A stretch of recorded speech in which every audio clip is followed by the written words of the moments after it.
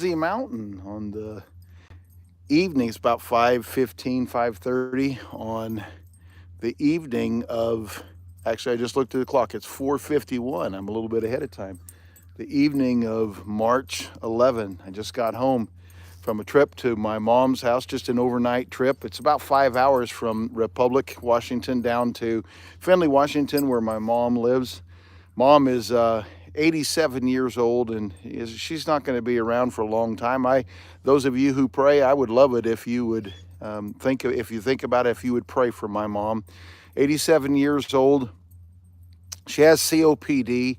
Last year, she got pneumonia 3 times and was in the hospital 3 times with it. She did kind of make it out of it and pulled through. She's got pneumonia again at New Year's this year. My wife and I were over visiting, and she got pneumonia and spent 3 weeks in the hospital then. And got out of the hospital. I didn't think she was going to make it. I actually stepped aside from interim pastor of the church at New Testament Baptist Church in Brewster because I just didn't think my mom was going to make it. I needed to make sure that I had opportunity to be with her if she needed me. I wanted to be able to drop everything and be there to be with my mom. And but she pulled through and did pretty well. So I made this trip. This is the first trip I've been there since New Year's and since she was sick. And we got there, and it was obvious once when we pulled in the house yesterday about 2 o'clock. It was obvious. Mom woke up when we got there, and it was pretty obvious that she was not well. And so she stayed up and tried to visit with us, and stayed up pretty late, really about 9 o'clock at night because she wanted to visit. She wanted to see me. She wanted to visit. And finally, she did go to bed, and we went to bed not too long after that. Went to sleep as well. And got up this morning. When I got up this morning, I was shocked to find that Mom was already up making coffee, and she seemed like she was better. Our intention was to leave at about 11 today, but she just stayed up and talked with us again. I don't know what time she was up, but we got up at 6, and she was already up making coffee, and she seemed better and all of that. And so we were happy to talk with her and be able to visit with her and all of that.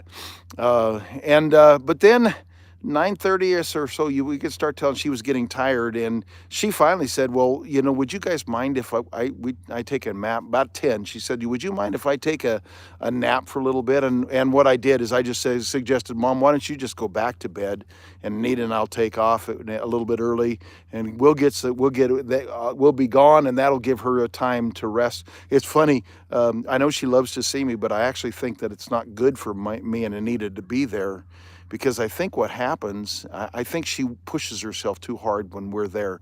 My brother and my sister, I'm very thankful for them.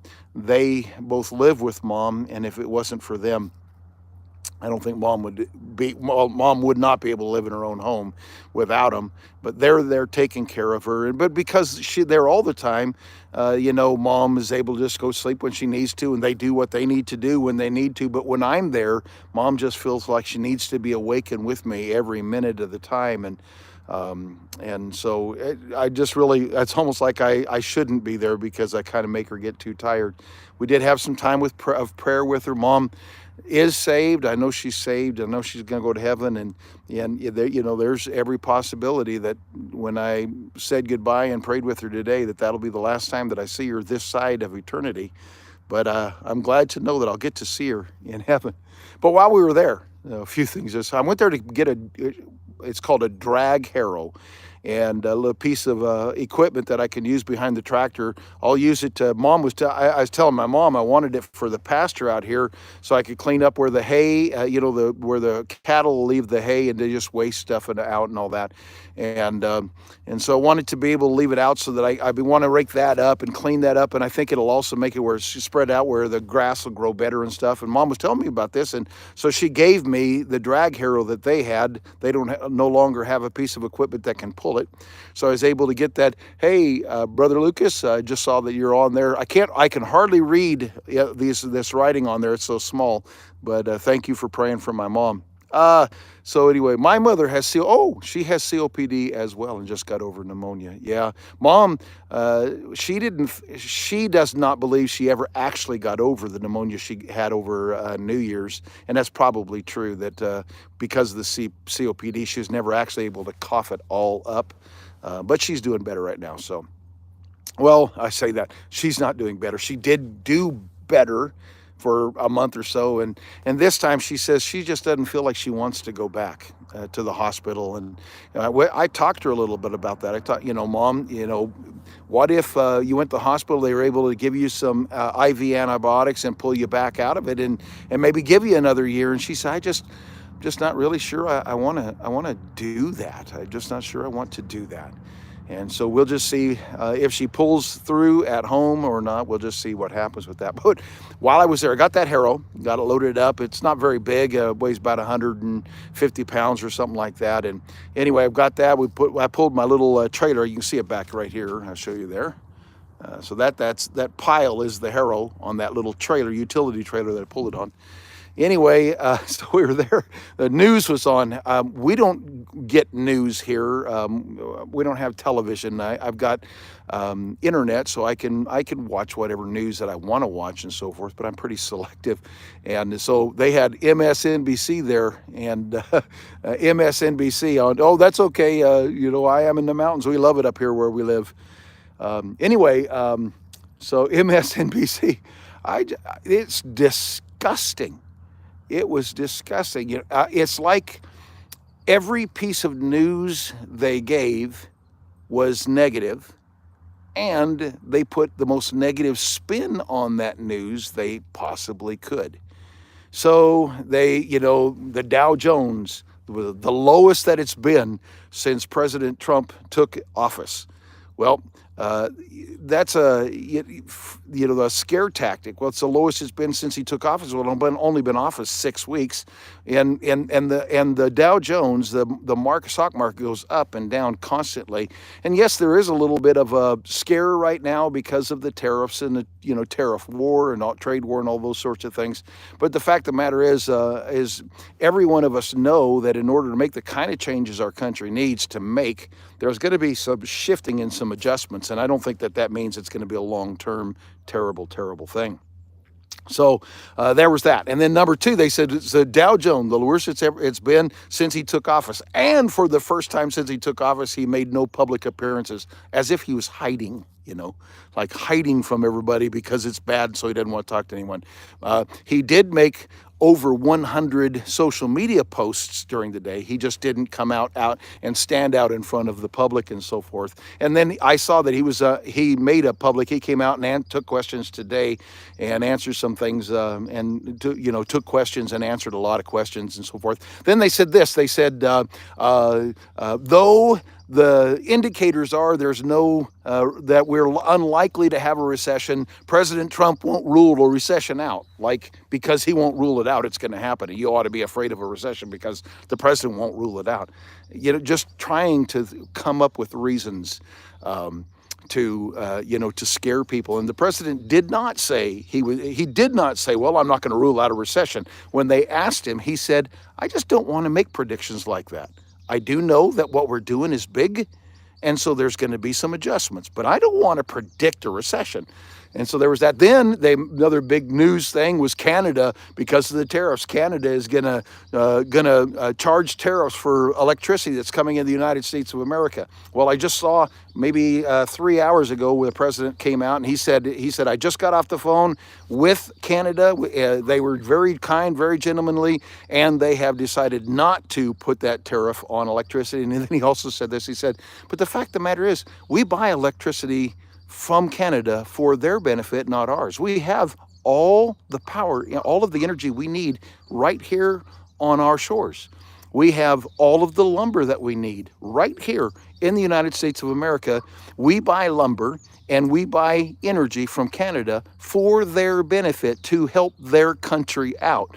And so it's like, oh no, if they charge us too much, then it's going to hurt us. No, we just go to using our own electricity. So anyway, it's just disgusting to the way the media plays on people's minds and so forth. Part of what I'm trying to do with this channel, it is one of the things that I plan on doing with this channel, is is to, at least from my perspective, show the opposite instead of all of that negative stuff that the news is given and showing everything from the negative. I'd like to try to show everything at least from a positive perspective. I have things that are affecting me, impacting me. Right now, it's time for me to start my Social Security. In fact, my first check, Social Security check, is supposed to be this month.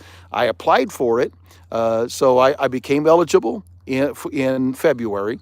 I applied on December the 31st, and when I applied, they said it generally takes about 30 days for your application and go through and for you to get started. But my first check is not due until the March anyway. And so I began the process. I filled out the application. There's three steps in the process.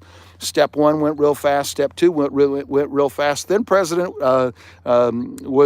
Trump was inaugurated, and it stopped in step two. Step three has not happened yet. And so I made some calls because I hadn't heard anything. So I made some calls. I will say this: I called the Spokane office of Social Security, and I got through right away. It didn't take but 15, 20 minutes for somebody to answer the phone and very kindly answer my questions, help me. They said they were not able to actually take care of my need right there and answer my questions completely because I have someone who's been assigned to my case. And so they gave me the phone number, that person's ID and phone number so that I could get a hold of them. I called, and that number, got a hold of that person within just 20 minutes or so, got a hold of that person. And what they did say is they said, well, I see nothing holding your Social Security checks up. There's nothing holding it up. However, because there are so many, he did not say we're understaffed, and he did not say it has to do with people getting laid off of the Social Security. He did not say it's because the president's getting ready to close Social Security, which is absolutely a farce. That's not at all what's happening. I'll get ready to disband Social Security, anything like that. But he didn't say it was anything like that. What he said is there are so many people, baby boomers, people my age, retiring right now, that 30-day window from application to approval is really right now it's running more like 90 days. But then he said this, but that shouldn't affect you because you wouldn't get your first check until into March anyway, and that's about the 90 days. So it should be you should get started right away with that. And so anyway, those are the things that are going on. We stopped at a real fun store here in a little bit. I'll do kind of like a video shorts dump. It'll be like a dump of small videos because I wasn't able to get internet access as I was traveling. We bought gas in Keller, Washington, just 40 miles south of here, at a little dinky place. Keller is very small, one gas station there, but gas was $3.43 a gallon, the lowest I see anywhere. And it's $3.89 is the lowest gas I can get here in Republic right now. And all along the trip from Colville, Kettle Falls, down to Spokane, the lowest that I could find on that road on the first of the week was 360 something. The trip to Mom's this week, outside of the 343 in Keller, the lowest that I saw was 363. Also, I was able to, and actually I kind of took a little bit this morning. I saw that it was 363 at the Metro Mark in Kennewick, so I bought it, but it was 363 if you paid cash, and I did credit card, so it actually cost me 373. But nothing else along the way was any lower than that. So I filled up in Kennewick this morning, and then I had a half a tank left when I got to Keller tonight, and filled up there, and got $7 worth of gas, or 7 gallons worth of gas there to fill up, and at 343. And so we made it home, went to the mailbox, and I'm getting ready to unload this utility trailer and the drag harrow. So all of you have a wonderful night. Thank you for joining me for just a little bit. I see that Brother Hardy, $3.50 at Walmart in Auburn. Yeah. Well, that's not too bad, is it? That's not too bad at all. All right. You all take care. Have a good night.